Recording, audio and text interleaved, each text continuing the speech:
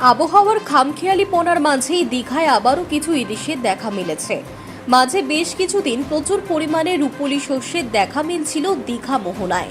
মাছের দাম কমার আশায় উৎফুল্ল ছিলেন ব্যবসায়ী তথা ক্রেতারা, কিন্তু সম্প্রতি আবহাওয়ার মোড় ঘোরায় মাঝপথেই মাছ ধরা ছেড়ে উপকূলে ফিরতে বাধ্য হয় ট্রলারগুলি। তবে এবার একবার ফের আশায় বুক বাঁধছেন মৎস্যজীবীরা। আগামীতে রয়েছে রান্না পুজোর মতো বাঙালি পার্বণ, যেখানে ইলিশের গুরুত্বপূর্ণ ভূমিকা পালন করে। এই সময় প্রতি বছরই ইলিশের চাহিদাও বাড়ে। তবে আবহাওয়ার যা পরিস্থিতি তা দেখে এখনই কোনো আশাব্যঞ্জক কথা শোনাতে পারছেন না বিশেষজ্ঞরা।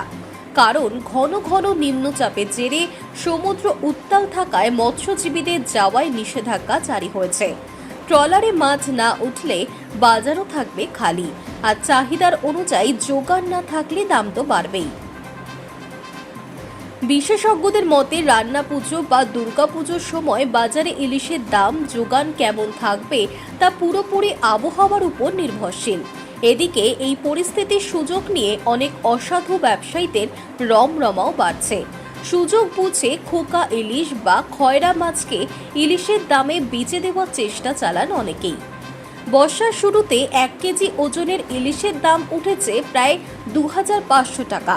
পুজোর আগে এই সময় থেকেই বাজারে ইলিশের চাহিদা বাড়তে থাকে, কিন্তু এই সময়টাতেই আবার নিম্নচাপের ভ্রুকুটির জেরে সমুদ্রে মাছ শিকার বড় চ্যালেঞ্জ হয়ে দাঁড়ায় মৎস্যজীবীদের কাছে।